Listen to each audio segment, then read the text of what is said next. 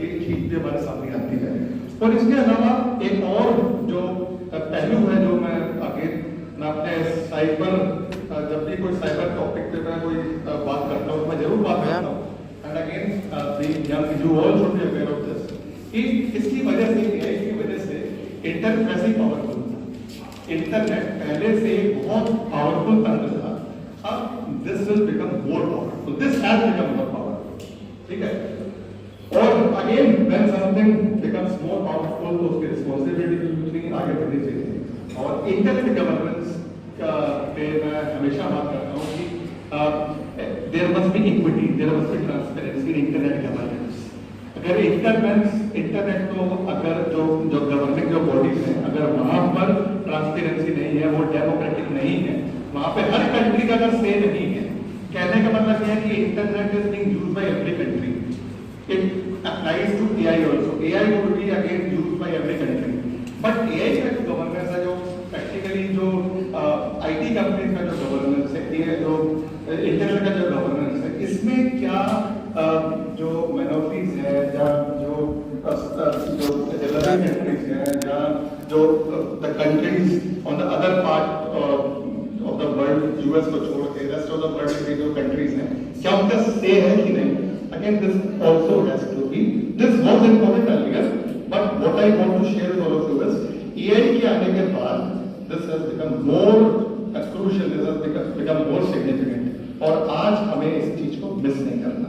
We have to take it very seriously because everything, आप देखिए, everything has become digital now, ठीक है। तो इस तरीके के डेटा everywhere, मैं जितने भी एड्रेस अभी हुए इन इनॉग्रेशन सेशन में देखा होगा कि डेटा प्राइवेसी पे बहुत बात हो रही है। तो अगेन आप देखिए, आपका आधार कार्ड हो गया, आपका मोबाइल नंबर हो गया, again we all have become data, और डेटा इज एवरीवेयर। और उसको अगर आप मल्टीप्लाई करें with the population we have, तो अगेन बहुत मैग्नीट्यूड इसका बहुत हाई है। अगेन तो इट हैज टू बी, जो डेटा प्राइवेसी जैसे जो इश्यूज हैं, इनको भी हमें देखना होगा। और we fortunately in 2023 data protection act became regulatory, but again 2023 में AI also become a buzzword, तो एआई सामने आ गया। और अगर आप जो डेटा प्रोटेक्शन एक्ट देखेंगे तो सर वहां पे कुछ भी नहीं है एक्सप्लिसिटली अबाउट, एक्सप्लिसिटली कुछ भी नहीं है।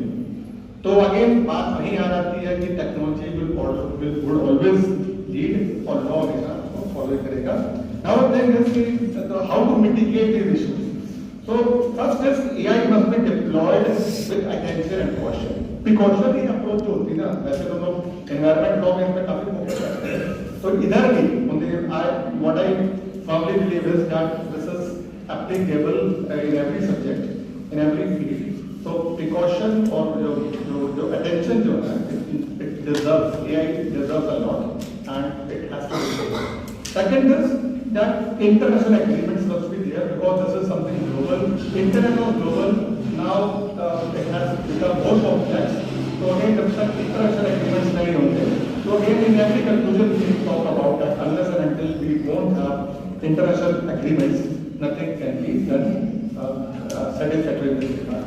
इसके अलावा एथिकल गाइडलाइंस हैं, कई सारे जो एड्रेसेस हुए थे सुबह में, आपने एथिक्स की बात की होगी और शायद जयसवाल सर कह रहे थे कि सेशन भी आपका एथिक्स पे ही वो बेस्ड है, तो ethical considerations are always there. और अगेन एग्जांपल देता हूँ, हम लोग जब आईफोन यूज करते हैं तो सिरी होता है, हम सिरी से पूछते हैं। अब सिरी को इतना एथिकल होना चाहिए कि वो हमारी बातें हमारे और सिरी में ही हमारी बातें रखें, और अगर सिरी हमारी बातें जो हम पूछते हैं उससे, जो भी हम सर्च करते हैं उसके थ्रू, अगर वो इंफॉर्मेशन सिरी अगर एडवर्टीजमेंट एजेंसीज को या थर्ड कंपनीज को अगर प्रोवाइड करती है, तो this won't be ethical, this would be unethical. तो इस तरीके के जो कंसीडरेशंस हैं, ये भी हमें बहुत ही सीरियसली लेने होंगे। And we should divide AI into categories. आपने देखा होगा, सर ने बात की थी, अभी यूरोपियन यूनियन में एआई लागू कर दिया गया, बन गया है, और उसको भी अगर आप देखेंगे तो उसका जो जिस्ट है ना, वो ये है कि they have classified AI into categories. तो जो हाई रिस्क है ना, हाई रिस्क जो एरियाज है, they require regulation, government has to be law to be there. And as far as I am concerned, I totally support this. जो high risk जो areas हैं, high risk जो tools हैं, वहाँ पर regulation होना चाहिए. And on the other hand, जो low risk areas हैं, they can be left to self regulation. So regulation has to be there at every stage.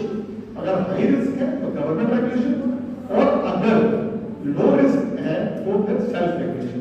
So regulation I do support. बहुत सारी countries हैं, US, UK, South Korea, Estonia. Again, they have come up with a different laws to deal with these fakes, misinformation, AI tools को use करके जो crimes को promote किया जा रहा है, और वो सब भी अलग-अलग countries अलग-अलग laws बना के उनको टैकल कर रहे हैं. इसके अलावा जो लास्ट जो चीज है which I would be ending my this address, that is that NITI Aayog जो हमारा जो the body which is playing a very important role in the planning process. NITI Aayog also came up with national strategy for AI, और इसके basis पे मेटिस की भी report आई, जो information technology जो डिपार्टमेंट है हमारा मिनिस्ट्री है उसका भी रिपोर्ट आया.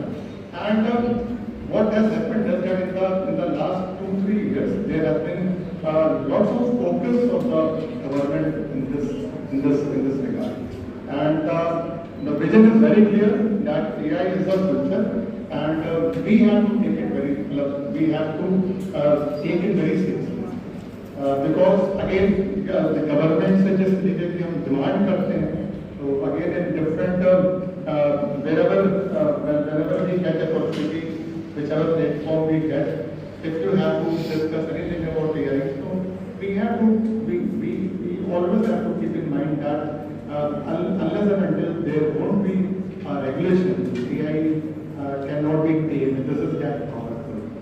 So again, law has to be there, regulation has to be there, and I fully support it. So that's it from my side, and I wish all you all the best, and so that we all discuss all issues related to education.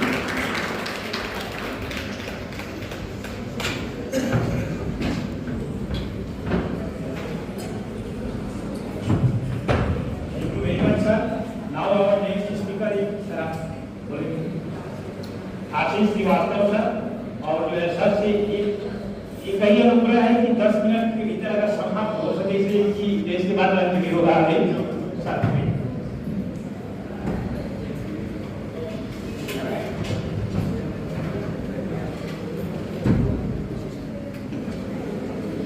Greetings to everyone, the dignitaries on the dais and dear students. Amanji has spoken so well, dealing all the aspects of the artificial intelligence that hardly anything is left to cover. But nevertheless, being an academician and being a panelist, I have to say certain things about the artificial intelligence, and you might be knowing this. The kind of impact artificial intelligence has created on the human life, that is phenomenal. Day in, day out, being a student, you are opening ChatGPT. Are you using it? How many of you are using ChatGPT? There is a number of people who are using ChatGPT. Are you using anything for making a video? Artificial intelligence. Note down the site Sora. Sora is doing that. SORA. You can command Sora that create a video where a boy is walking on a beach and there is a sunset, and that will create a video for you. You can equally download any song of Kishore Kumar and ask the software to play it in Arjit's voice. And you use it, okay? So that is equally possible. Now, when you see the potential and capabilities of the artificial intelligence, you are really scared. Artificial intelligence is not new. When Sam, the CEO of the AI, resigned because of the over-regulation that was being projected in the European Union, there was a kind of furore what people are trying to regulate, why they are trying to regulate this. Whenever any disruption happens in society, there is curiosity how to regulate it. Like way back when we drafted and crafted our IT Act, some might be knowing this, being a teacher of cyber law, the whole idea was that we are going to create an ecosystem for validity of the electronic evidences. But meanwhile, a new thing came into being, that was cybercrime. We have not thought about anything about cybercrime while making IT Act. सूचना प्रौद्योगिकी अधिनियम बनाते समय हमारे दिमाग में तनिक भी ये विचार नहीं था कि ऐसा भी कुछ हो। And a whole new portion 66A, 66B, 66C, it was added like anything. So regulating it predominantly and primarily will be a very, I will say, curbing thing, because the people who are aligned with, involved in evolution of artificial intelligence, they will not be happy with this. अभी तो आपने ये सीखा ही नहीं है कि इसका प्रयोग कितना और कहाँ हो सकता है। बहुत छोटे-छोटे प्रयोग आपने शुरू किए। एक शुरू किया डिजी यात्रा। डिजी यात्रा आपके हवाई यात्रा के अनुभव को बहुत ही आसान बना रहा है, आपके चेक-इन को, आपके फ्लाइट इंफॉर्मेशन को, आपके बैगेज इंफॉर्मेशन को, एक छोटा सा ऐप है तो बहुत आसान बना रहा है। ऐसा ही है उत्तम उमंग, जिसका प्रयोग जन सुविधा केंद्र की तरह आप कर रहे हैं। ये आर्टिफिशियल इंटेलिजेंस बेस्ड है। यहाँ आपके पिताजी का जीवन प्रमाण पत्र या जीवित प्रमाण पत्र पेंशन के लिए आपको बनवाना है, वो आर्टिफिशियल इंटेलिजेंस बना देगा और ये ऑटोमेटिकली ईमेल भी कर देगा जिस बैंक से पेंशन आती है पिताजी की। ऐसा ही आपने आर्टिफिशियल इंटेलिजेंस का प्रयोग किया है आत्मन, जिसको आप हेल्थ सेक्टर में यूज करना चाहते हैं। तो अभी हमारे सारे प्रयोग हर विषय में, हर क्षेत्र में धीरे धीरे चल रहे। इसमें बड़ी उत्तरोत्तर वृद्धि हो सकती है, लेकिन हमें यह भी समझना होगा कि इसका अभी से अगर रेगुलेशन आप करेंगे तो दिक्कत होगी। अभी एक एक्ट पेंडिंग है, शायद आप जानते हो, digital India act. Digital India act अभी आईटी एक्ट को रिप्लेस करेगा। जो हमारा आईटी एक्ट है ये रिप्लेस होगा नेक्स्ट सेशन में, आप देखिएगा, it is going to be replaced by digital India act. We have created DPDP act, digital personal data protection act. उसके लागू होने में हमने 1 साल का निलंबन लगा रखा है। वार्निंग दे रखी है कि आप सबका डेटा बहुत यूज कर रहे हैं, आपका फोन सब कुछ सुनता है, आप सबकी ये शिकायत है और फोन सुन करके आपके सारे पैटर्न को, बिहेवियर को रेगुलेट करना चाहता है। अगर आपने कहा जूता तो आपको फिर अमेजन में जूता। So the question is that these people are trying to regulate your choices. And where is the autonomy of human being? That's a very correct question, which is posed by the technology. The technology is dominating human life like anything. एक सवाल deep fake का भी है। Deep fake बन सकता है आसानी से, आप बना सकते हैं? आप डीप फेक बना सकते हैं कि नहीं? क्या मेरा बच्चा जिस क्लास में बैठा है वो डीप फेक बना सकता है? आसानी से डीप फेक बनाया जा सकता है। आपको सिर्फ इतना करना है, किसी की पिक्चर 25-50 एंगल से खींच करके आपको उस डेटाबेस में फीड करना और उसको आप किसी भी तरह के चीज में यूज कर सकते हैं। सेक्स रिवेंज के लिए, रिवेंज पोर्न जिसको कहते हैं, उसमें भी ये यूज किया जा रहा है। आपकी कोई गर्लफ्रेंड है, आपकी उससे कोई खुन्नस है, you are taking a lot of pictures and making a revenge porn of that. So how difficult this is? लेकिन अगर समस्याएं हैं तो समाधान भी है और समाधान भी उसी तरह की परिस्थितियों से निकलेगा। इसमें 2 तरह की समस्याएं ये हैं that the technology is evolving in government labs and there are a lot of labs which are producing artificial intelligence like anything. Aman ji ने कहा GPAI हुआ, global partnership on artificial intelligence, उसमें हमारे प्रधानमंत्री जी ने कहा हमें एक सहभागिता करनी होगी, जहां ये इवॉल्व हो रहे हैं वहां वो रिस्पॉन्सिबली इवॉल्व हो। एक बात लेकिन बहुत ज्यादा आर्टिफिशियल इंटेलिजेंस गैराज में इवॉल्व हो रहा है, बेसमेंट में हो रहा है, घर में लोग इवॉल्व कर रहे हैं। And then neural network that they are evolving, जहां पर ये सारा डेटा फीड करते हैं, वहीं से वो डेटा एक्सट्रैक्ट करके वो बनाते हैं। ठीक है, ये बड़ा चिंता का विषय है that neural network is having a grey network as well as a white network. ये और बड़ा इशू है, जितना आप कहते हैं इंटरनेट, उसका एक बहुत बड़ा हिस्सा डार्कनेट में है, जो हमारी आपकी आंखों से विजिबल नहीं है, दैट इज टोटली अनरेगुलेटेड, और वहां पर सरकारी रेगुलेशन पहुंचना नामुमकिन है। इसीलिए हमने आइडेंटिफाई करी कुछ छोटी छोटी बातें कि जहां हाई रिस्क है सर्जरी होनी, वो आर्टिफिशियल इंटेलिजेंस का यूज अगर होना भी है तो totally regulated,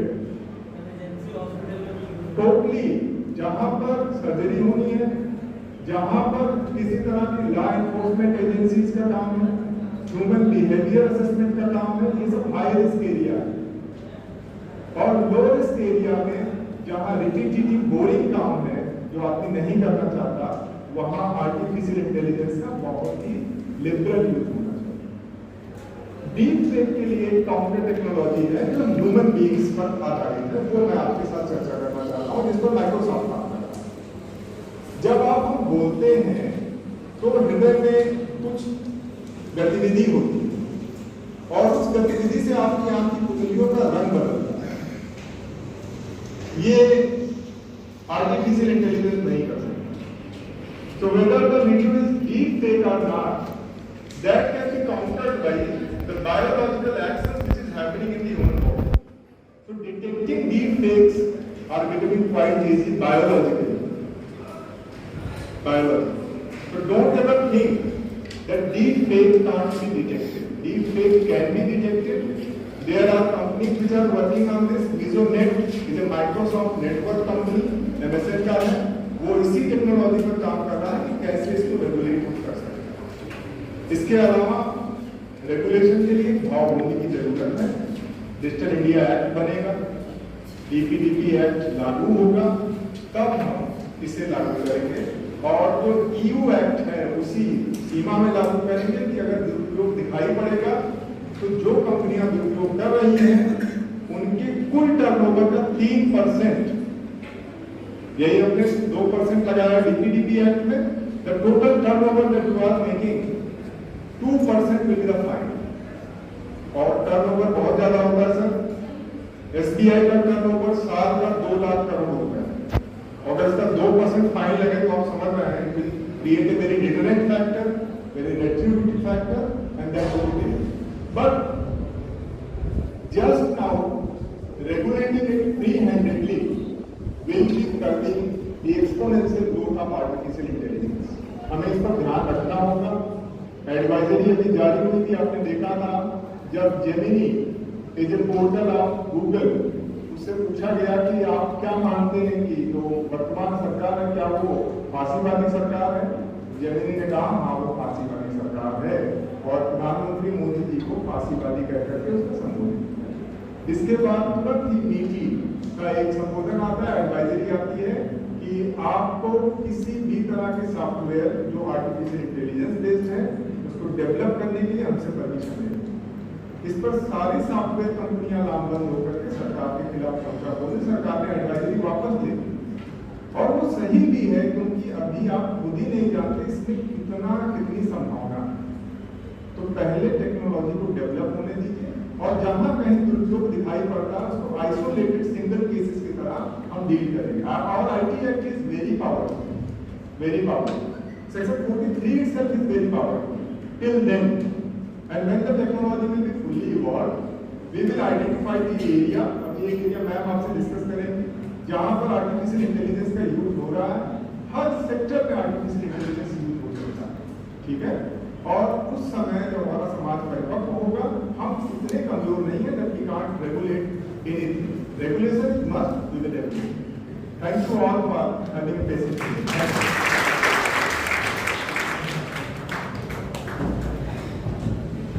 Thank you very much, sir. Now we have to request Dr. Richa Saxena ma'am to come and deliver the talk.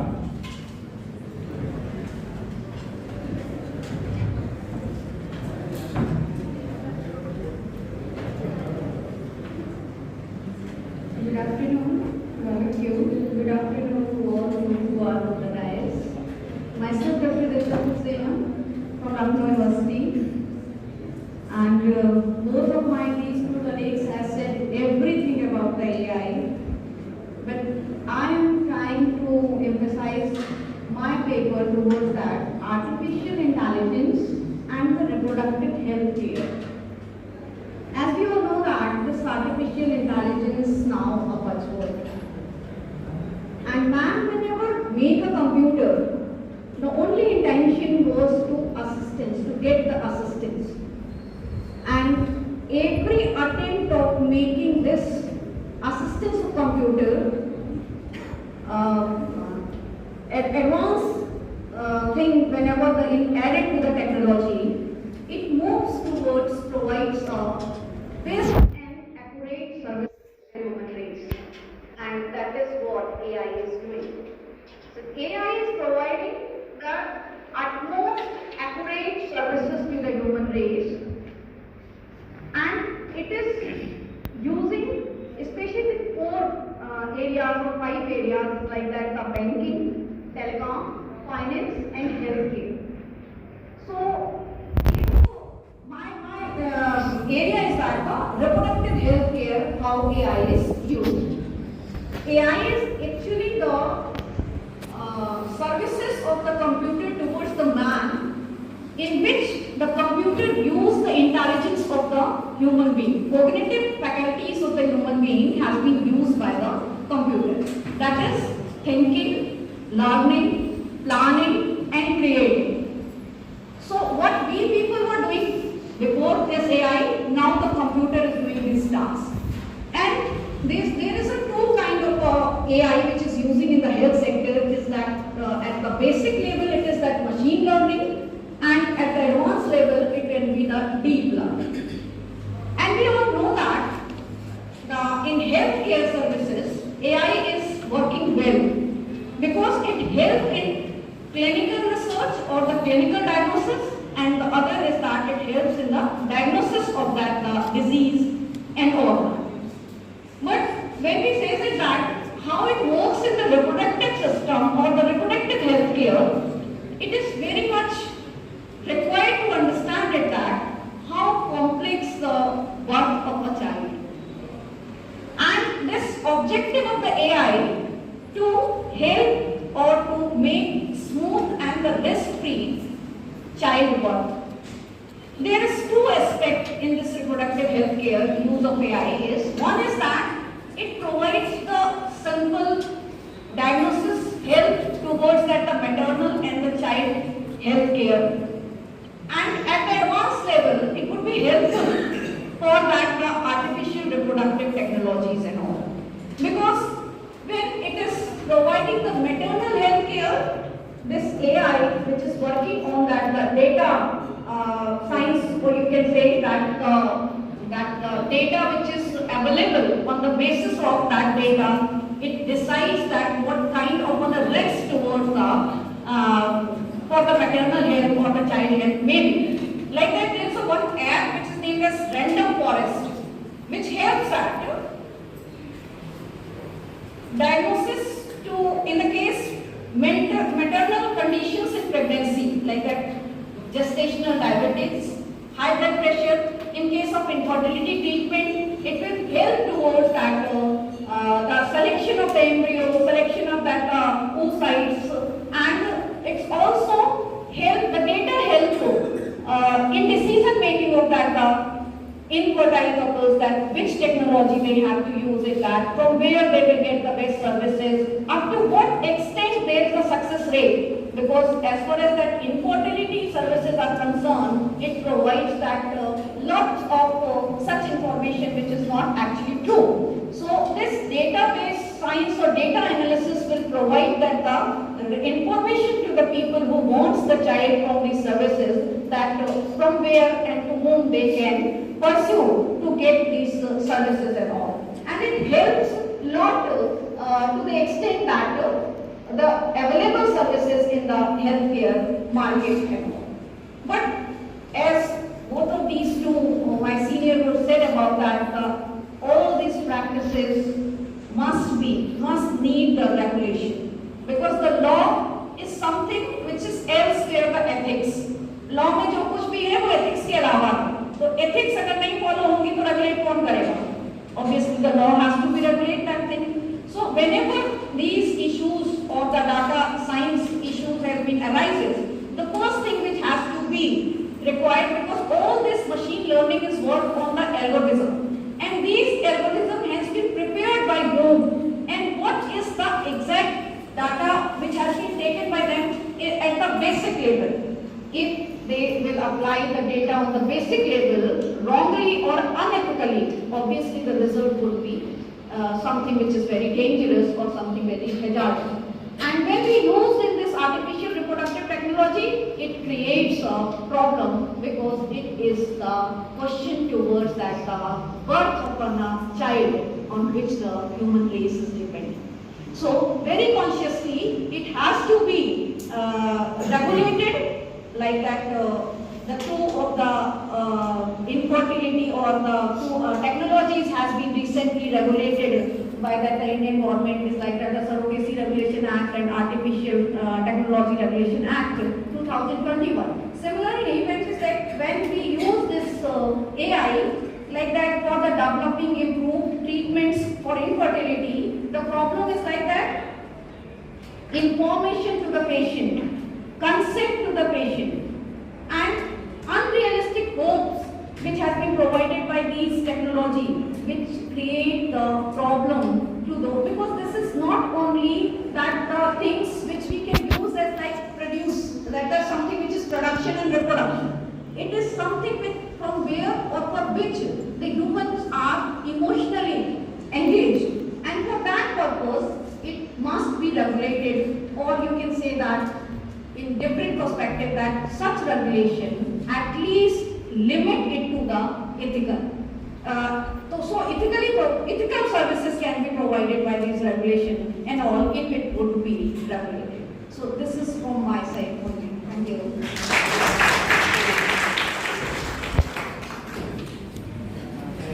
एक रिक्वेस्ट है प्रेजेंटर से, अगर संभव हो तो जो है 2 या 3 मिनट के भीतर अपना दीजिएगा। द फर्स्ट नेम पार्ट पे है रघुवीर Singh, assistant professor, GS law college, Auraiya. He will be speaking on the effects of AI on social behavior. First of all, I want to say thanks organizing committee who giving me opportunity to speak with us. My topic is effects of AI on social behavior. So, I want to start with Latin language. Ubiges ibi remedium means where there is rights, there is remedy. Means जहाँ पर आपको अधिकार है वहाँ पर उपचार भी। ये सब हमने इसके साथ क्यों जोड़ा? इसका कारण ये है कि अभी जैसे जैसे टेक्नोलॉजी विकसित हो रही है वैसे ही आपके अधिकार भी कहीं न कहीं प्रभावित हो रहे हैं। अधिकार कौन से? राइट टू प्राइवेसी, जिससे कि आपकी जो प्राइवेसी है कहीं न कहीं इससे वायलेटेड हो रही है। और जब प्राइवेसी वायलेटेड होगी तो आपकी जितनी भी डाटास हैं वो इफेक्टेड होंगे। लाइक अभी आप लोग जो जैसा कि सर ने बताया था कि आप कोई भी चीज़ गूगल पर देखते हैं या सोशल मीडिया पर देखते हैं तो आपको अमेजोन या किसी एडवर्टाइजमेंट कंपनी पर दिखने लगती है। क्या कंपनी आपके राइट्स को वायलेशन कर रही है, आपके प्राइवेसी है उसको वायलेट कर रही है। तो अभी टेक्नोलॉजी विकसित हो रही है, शुरुआती स्टेज पर है, और जब तक यह विकसित नहीं होगी तब तक इसमें प्रॉब्लम्स क्रिएट होती रहेंगी। और इन प्रॉब्लम्स को अगर अभी से फॉर्मुलेट करना शुरू कर दिया, अभी से पर रोक लगाना शुरू कर दी, तो जो हमारी टेक्नोलॉजी है या हम जो डेवलपमेंट करना चाहते हैं वो नहीं कर पाएंगे। हाँ, आपके जो भी राइट्स वायलेट हो रहे हैं, धीरे धीरे टेक्नोलॉजी विकसित होने दीजिए, उसमें फिर कोई भी समस्या होती है, कोई भी डेवलपमेंट हम कर रहे हैं तो प्रॉब्लम्स आती हैं। उन प्रॉब्लम्स को धीरे धीरे समय के अनुसार ठीक किया जाता है। ये कहते हैं कि समाज आगे नहीं चलता, पीछे से लौट सकते हैं। विधि कोई भी होती है, आप जैसा समाज में विचारधारा रखते हैं उसके हिसाब से परिवर्तन करने की आवश्यकता पड़ती है। जैसे कि आशीष सर ने भी बताया था कि नए डिजिटल एक्ट आने वाले हैं जो IT एक्ट को रिप्लेस करेंगे। इसके साथ ही साथ जब भी आपकी कोई भी डाटा प्राइवेसी के संबंध में वायलेट होंगे तो उसको रोकथाम लगाने के लिए सरकार कोई न कोई नया प्रयास करेगी, देखिए क्या समस्याएं हैं समाज में, उनसे उसके अनुसार कानून बनाने के प्रयास करेगी।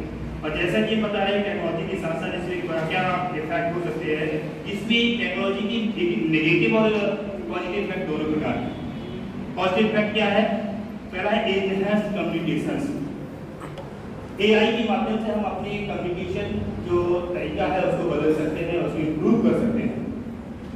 अभी क्या है, बहुत से लोग ऐसे हैं लाइक आप अपनी फ्लुएंसी भी देख लीजिए, बहुत से लोग ऐसे होते हैं जो ग्रामीण क्षेत्र से आए हुए होते हैं, वो जब शहर में आते हैं उन लोगों के साथ कम्युनिकेट नहीं कर पाते हैं, तो एआई के जरिए व्यक्ति अपनी कम्युनिकेशन स्किल्स को इम्प्रूव कर सकता है।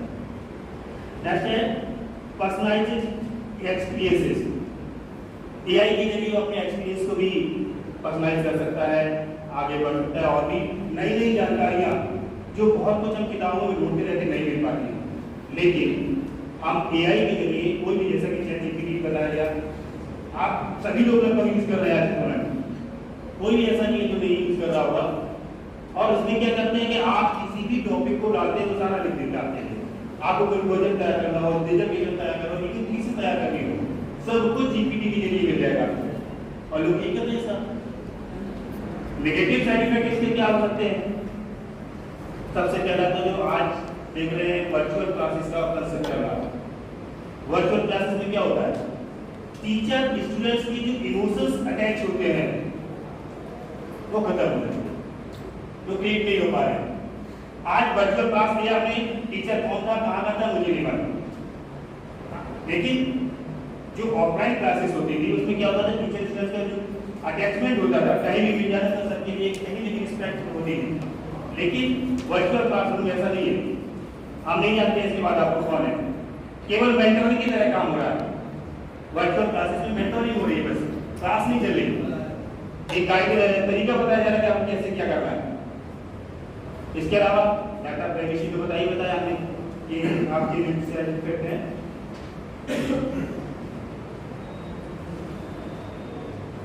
Reduce human interaction. केवल एक क्लास टीचर की बात नहीं कर रहे हैं, यहाँ पर हर व्यक्ति, आप अपने घर में देखते होंगे छोटे छोटे बच्चे आपके मोबाइल पर लगे रहते हैं। क्या हो रहा है, आप घर में कोई मेहमान आया हुआ, गेस्ट आए हुए हैं, आपके पास इतना समय नहीं है कि आप उसके साथ बैठ करके 2 मिनट बात कर सकें। आप सब लगे हुए बैठे हैं मेहमान के साथ, गेस्ट के साथ बैठे हुए, लेकिन कहीं ना कहीं फोन स्टार्ट है आपका चल रहा है, तो कहीं ना कहीं रिलेशनशिप पे भी प्रभाव पड़ रहा है। हमारे जो रिलेशन है वो खत्म होते जा रहे हैं। तो इस तरह के कई ऐसे साइड इफेक्ट हैं। और जैसा कि सभी बताया कि केवल हमारे पास टाइम कंडीशन है, ज़्यादा हम अपनी बात लंबी नहीं रखेंगे। लास्टली ये artificial intelligence has the potential to significantly impact social behaviour, shaping how we communicate, interact and perceive the world around us. Thank you so much. Thank you so much. Sabrina, now she will be speaking on navigating the nexus towards effective governance of artificial intelligence.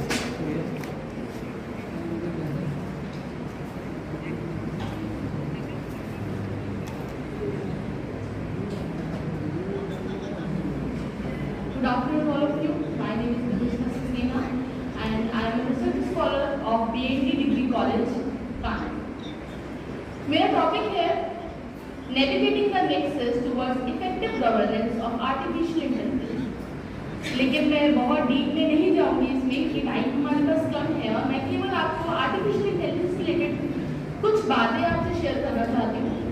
जैसे कि आपको पता है, हमें पता है कि 21st century हमारी टेक्नोलॉजिकल एरा कहा जाता है, टेक्नोलॉजी का एरा है। टेक्नोलॉजी आजकल लगभग सारे काम हमारे कर रही है और भी डेवलप हो रही है। लेकिन अभी तक ह्यूमन और टेक्नोलॉजी में एक डिफरेंस था कि टेक्नोलॉजी के पास वो इंटेलिजेंस नहीं होती थी जो ह्यूमन के पास है। लेकिन आर्टिफिशियल इंटेलिजेंस क्या कर रहा है, आर्टिफिशियल इंटेलिजेंस ह्यूमन की जो एक क्वालिटी थी जिससे वो डोमिनेट कर रहा था टेक्नोलॉजी को, उसको दूर करने की या ह्यूमंस को रिप्लेस करने का काम कर रही है। ठीक है, एआई को लेके सबसे ज्यादा डर जो आजकल बना हुआ है, जिसको लेके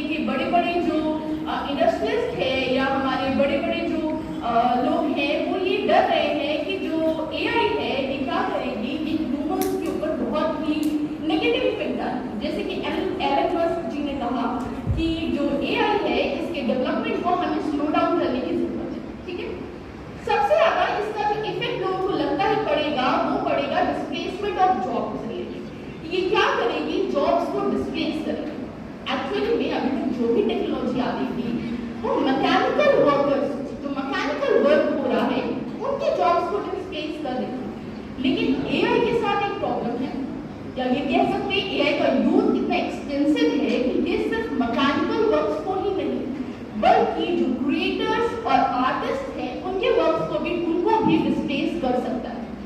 आज हम एक क्लिक पे कोई भी म्यूजिक कंपोज कर सकते हैं।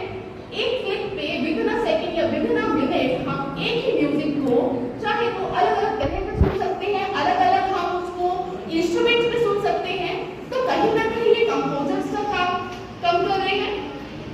जो मार्वल, आपको पता है मार्वल्स का एनिमेशन पता है, मार्वल्स की वेब सीरीज आती है, मूवीज आती है, तो जो मार्वल कंपनी है वो अपने एनिमेशन के लिए अब AI का यूज करेगी। तो कहीं ना कहीं जो एनिमेटर्स है उनका काम कम होगा। इसी तरह आज हम एक क्लिक पे चाहे तो कैसे भी ग्राफिक डिजाइन बना सकते हैं। पहले भी बनती थी लेकिन उसको लिए फोटोशॉप चाहिए होता था, ग्राफिक डिजाइनर चाहिए होता था, जिसमें बहुत टाइम लगता था। लेकिन अब क्या है, ये एक क्लिक पे हो सकता है। तो क्या AI इतना बुरा है या AI हमारे लिए इतना नेगेटिव है? तो इसके लिए एक बात कहना चाहूंगी कि AI हमारे लिए इतना बुरा नहीं है या AI हमारे लिए नेगेटिव नहीं है, लेकिन AI को जो जानने वाले हैं ना वो AI से ज्यादा खतरनाक है। क्योंकि AI खुद हमारा कोई नुकसान नहीं पहुंचा सकता है, लेकिन AI को जो जानने वाले हैं जो उसका बहुत ज्यादा यूज जानते हैं और साथ ही उसका मिसयूज कर सकते हैं, वो हमारे लिए ज्यादा नुकसानदेह है। इसीलिए उनको रेगुलेट करना ज्यादा जरूरी है, ना कि AI के डेवलपमेंट। फिर जैसे कि अभी हम AI क्या कर सकता है, आपके 15 सेकंड की वॉइस रिकॉर्डिंग को सुन के वो उसको इमिटेट कर सकता है, जिसका यूज स्कैमर्स कर सकते हैं आपकी फैमिली मेंबर्स की वॉइस में कॉल करके कि आप इतना पैसा ट्रांसफर कर दीजिए या आपके अकाउंट में इतना पैसा है वो उसको आप निकाल लो। तो ये क्या करता है, जो स्कैमर्स है या जो रॉन्ग डूअर्स है या रॉन्ग इंटेंशन वाले लोग हैं उनको ज्यादा नुकसान में पहुंचा सकते हैं। तो जैसे कि मैंने बताया कि AI को लेके लोग डर है, सबसे ज्यादा डर है कि जॉब डिस्प्लेसमेंट का है। तो वर्ल्ड इकोनॉमिक फोरम की एक रिपोर्ट आई थी 2023 में, फ्यूचर फॉर जॉब्स रिपोर्ट में, जिसके अकॉर्डिंग AI आने वाले कुछ सालों में 84 मिलियन लोगों की जॉब ले लेगा, जॉब डिस्प्लेस करेगा। लेकिन इस रिपोर्ट में एक बात और बताई गई कि ये सिर्फ 84 मिलियन की जॉब लेगा नहीं बल्कि 96 मिलियन और जॉब क्रिएट भी करेगा। क्योंकि जब भी कोई नई टेक्नोलॉजी आती है वो पुरानी जॉब्स लेती है लेकिन हमेशा कुछ न्यू जॉब्स क्रिएट भी करती है। जैसे हमारे मोबाइल फोन्स आए तो टेलीफोन ऑपरेटर की जॉब गई लेकिन इंटरनेट प्रोवाइडर्स की जॉब बढ़ी। इसी तरह कोई भी टेक्नोलॉजी आती है तो वो क्या करती है, पुरानी चीजें तो बदलती है लेकिन नई चीजें भी आती है। तो ऐसा नहीं है कि AI केवल हमारे ऊपर नेगेटिव इफेक्ट डालेगी, इसका बहुत पॉजिटिव इफेक्ट भी है, बस इसके मिसयूज को कंट्रोल रेगुलेट करने की जरूरत है। Thank you for Reena Singh हैं, Reena Singh. Next speaker is doctor Shailendra Singh sir. He will be speaking on व्यक्ति की स्वतंत्रता पर आर्टिफिशियल इंटेलिजेंस का बढ़ता हुआ असर।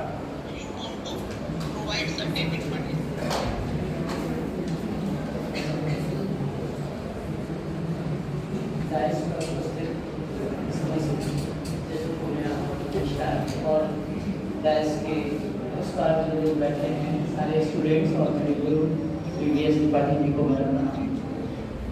मेरा टॉपिक है अभिव्यक्ति की स्वतंत्रता पर आर्टिफिशियल इंटेलिजेंस टेक्नोलॉजी का बढ़ता हुआ महत्व। आप में से देखिए मैं थोड़ा सा फॉर्मल होकर के जो है बात करूंगा, जो कोई प्रेजेंटेशन का कोई वो नहीं है। कितने लोग जानते हैं कि चैट जीपीटी क्या होता है? दो चार लोग। एलेक्सा रेहाना का गाना बजाइए, इसको बदल दिए। कितने लोग जानते हैं? हाँ बताइए ईमानदारी से। अब एलेक्सा का नाम ले लिया, आधे से ज्यादा लोग जानते हैं। सारा खेल है जानने का। हम लॉ के स्टूडेंट्स हैं, अगर हमको नॉलेज नहीं है तो हम कुछ नहीं कर सकते। जानने का सारा खेल है। Ministry of electronic and technology जो है, इलेक्ट्रॉनिक्स और सूचना प्रौद्योगिकी मंत्रालय, उसके सामने सबसे बड़ी आज हमारे पास जो समस्या है वो ये है कि एआई जो हमारे परिवेश में आ रहा है उसमें कितनी पारदर्शिता होनी चाहिए, क्या जवाबदेही होगी अगर वो मिसयूज होता है, उसका इस्तेमाल सही नहीं होता है, और जो निष्पक्षता है उसको हमें बढ़ावा देना है। मुझे कहते हुए बहुत अच्छा लग रहा है कि आज सुबह जब मैं मॉर्निंग वॉक कर रहा था तो मैं अपनी बेटी जो क्लास 9th में है उससे मैंने अपना टॉपिक डिस्कस किया और मैंने उससे ये इतनी सी बात कही कि चैट जीपीटी के बारे में पूछा, उसने सब बताया। मैंने कहा इसका मिसयूज होता है तो हम क्या कर सकते हैं। बोली ये गवर्नमेंट का काम है, मेरा काम नहीं है। आप समझिए, जरा सा बच्चा अगर ये बात कहता है कि ये गवर्नमेंट का काम है, मेरा काम नहीं, मेरा काम है कि उसके जितने इंपॉर्टेंट एसेंस हैं अच्छे वाले उनको हम गेन कर लें, बाकी हमें खराब चीजों से कोई मतलब नहीं है। मेन चीज, बेसिक थिंग ये है कि हमारे समाज में जैसे जैसे टेक्नोलॉजी बढ़ रही है, हम जैसे जैसे एआई का यूज कर रहे हैं, हमारे लिए ये जरूरी है कि हम उसकी अच्छी चीजें लें, बुरी चीजों को छोड़ दें। बाकी जो रूल्स एंड रेगुलेशंस की बात आती है वो गवर्नमेंट का काम है। अगर अकाउंटेबिलिटी की बात है तो अकाउंटेबिलिटी निर्धारित कौन करेगा अगर गलत होता है। प्राइवेट सेक्टर में डेफिनेटली कंपनीज की रिस्पांसिबिलिटी होनी चाहिए और पब्लिक सेक्टर में गवर्नमेंट की पूरी रिस्पांसिबिलिटी होती है। आप में से बहुत लोग ऐसा जानते हैं कि आज जितने भी युद्ध हो रहे हैं, चाहे वो इजराइल हमास का रहा हो, यूक्रेन का रहा हो या रशिया का रहा हो, इसमें ड्रोन सिस्टम जितना भी है वो एआई का पार्ट था और एआई पार्ट इतना महत्वपूर्ण हो गया है कि हमारे डिफेंस सिस्टम में भी इन्वॉल्व है इतना अच्छी तरीके से। अभी मेन जो वो चल रहा था इनॉग्रेशन सेशन में, तो उसमें हमारे एडीजीपी साहब ने बताया था, ये बात आप लोगों को पता होना चाहिए कि पुलिस विभाग किस तरीके से एआई सिस्टम का इस्तेमाल करता है। चोर को लगता है मैं बहुत स्मार्ट हूँ, ऐसा होता नहीं है आमतौर पर, ठीक है। तो बेसिक चीज ये है कि हमको नॉलेज लेना है। अगर आपको नॉलेज लेना है तो एआई आपको गूगल सब जगह मिलेगा, आप बेहतरीन तरीके से जाइए, पढ़िए। लेकिन जो हमारे और स्टूडेंट्स के बीच में संवेदनाएं हैं, जो हमारा इंटरेक्शन है, हमारे आज टीचर्स का ये काम नहीं रहेगा कि आपको नॉलेज दे, सिर्फ मेरा काम है आपको मोटिवेट करना। आप लॉ के स्टूडेंट हैं, बहुत लोगों को ये चीज नहीं पता होगी कि प्रोफेशनल होना बहुत जरूरी नहीं है, लेकिन प्रोफेशनल दिखना बहुत जरूरी है। एक चीज आप मानेंगे तो मैं थोड़ा सा चैट जीपीटी के बारे में बताता हूँ, ठीक है। कोई बात नहीं सर, ये तो फॉर्मेलिटीज हैं।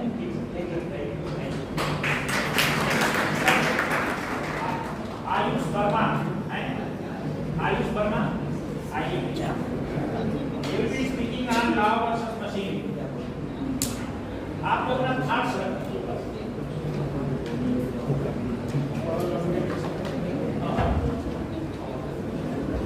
Good afternoon. Greeting to the esteemed guests, respected faculty members. My name is Ayush Sharma. I am research scholar from Department of Law, Baba Saheb Bhimrao Medical University, Lucknow. मैं अपनी बात कुछ लाइनों से रखना चाहूँगा कि कानून और मशीन के मिलने की कहानी, न्याय की राह में नए युग के सहयोग में वक्त के साथ बदलते इस सफर की कहानी, अदालत की रवानी, नवीनतम तकनीक की भरमारी, कानून और मशीन की मिलने की कहानी। Ladies and gentlemen, the Indian legal profession, steeped in tradition and humanities expertise, faces a convergence of artificial intelligence. Yes. The concerns and exist about the AI replacing human laws together. मैं अपना पक्ष रखना चाहूँगा कि मुझे आज याद है, हमारे साथ आदरणीय वेद त्रिपाठी सर जी बैठे हैं, जब मैं बीएससी का छात्र छात्र हुआ करता था तो सर ने कहा था कि अधिवक्ता को सुई से लेकर एक रॉकेट तक का ज्ञान होना चाहिए। ये सोचने वाली बात है कि आज एआई के पास भी सुई से लेकर रॉकेट तक का ज्ञान है। लेकिन जैसे कि अभी मैम ने भी कहा था कि एआई और रिप्रोडक्टिव हेल्थ केयर के बारे में कि एआई के हम हेल्थ से इंफॉर्मेशन तो ले सकते हैं क्या, लेकिन एआई डिलीवरी करवा सकता है, वो नहीं करवा सकता है। उसी तरह एक अधिवक्ता एआई की मदद से रॉकेट साइंस और इंफॉर्मेशन तो ले सकता है, लेकिन वो केसेस के लिए जजमेंट, एम्पैथी और रिफाइनमेंट ऑफ ह्यूमन इंटरेक्शन को नहीं ला सकता। धन्यवाद। He will be speaking on regulation of AI in India. अपना काम कीजिए बस।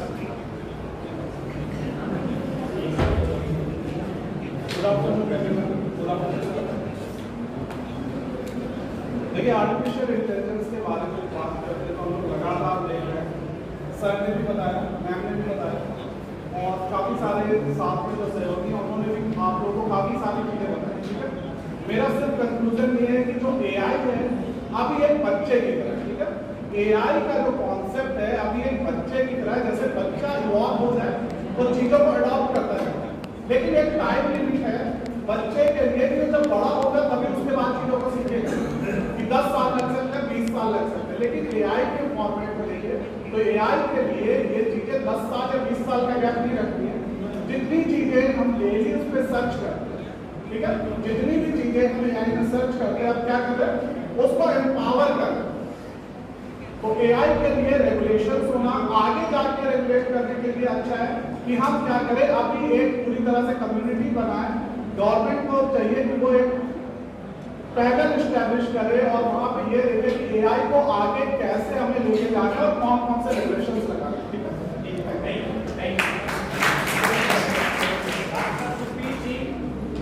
डॉक्टर सुपीर सिंह है, डॉक्टर प्रदीप कुमार, दीक्षा तनेजा है, प्रोफेसर शोभनाथ जयसर, डॉक्टर अमरनाथ, वीर सिंह यादव, प्रमोद कुमार दुबे, पीयूष कामरे, अर्पिता तिवारी, बाबा न्यायवत, कार्तिकेय वाजपेयी, चला गया शेफाली वाजपेयी, मानवी श्रीवास्तवा, आइए।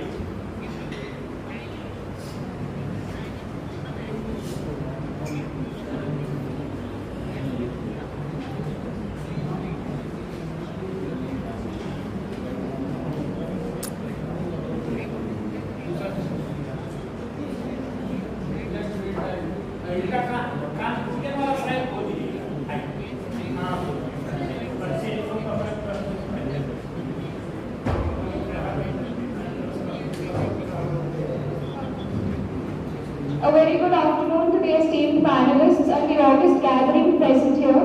The topic of my paper is Analyzing the Challenges Posed by Deepfakes and Generative AI and Exploring the Legal Frameworks for Dealing with the Same. Now, as we all know, the meaning of deepfake is any fake content that is created using AI and machine learning techniques such as generative adversarial network. Now, in order to understand how we can combat the challenges that are posed by deepfakes, we first need to understand that how these deepfakes are created and what are the steps in the creation of deepfakes. So there are basically 3 steps. Secondly, the use of generative adversarial is that it uses a set of 2 softwares which work collaboratively. So the first software uses the data set or the source material to create the fake content, while the second software works as a detective in that. So the second software will detect the signs of forgery in that content which is created, and these two work collaboratively together till the media which is created is free of any signs of imitation. Now, we have seen in the recent years that the deepfakes have spread on a vast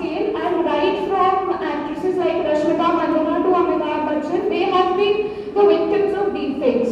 So what are some of the threats, the major threats that are posed by deepfakes?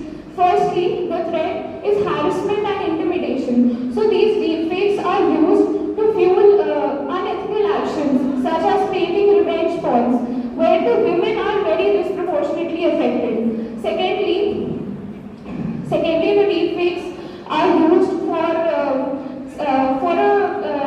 financial frauds, which is now being called as corporate scams. So in corporate scams, what happens is a deepfake audio is created of any person who occupies a higher position in the organization, such as a CEO, and that audio is sent to any person who occupies a lower position. So that employee would think that the CEO is asking for money, and that employee would send money. So that is how corporate scams are being affected by deepfakes. Another important example of deepfakes is spreading false information regarding the political parties or the political leaders. So one major example through which deepfakes got famous in India was the video of BJP leader Manoj Tiwari, where his audio was spread in 2 different languages throughout India before the elections, through which this deepfake concept got very popularized. Another threat that the deepfake poses is spreading anxiety and stress among the public. So this anxiety and stress is not only for the victims of deepfakes, but also for the general public who doesn't understand what to consider as real and what to consider as fake. So there are many instances on which we can dismiss an original news as a fake news because of the spread of deepfake. So these are some of the major challenges that are posed by deepfakes. Now in order, as regards the legal position in India, there is no regulation that is dealing with deepfakes exclusively, but we have certain provisions in the Information Technology Act 2000 that are used to deal with the situations when a deepfake case arises. So for example, section 60.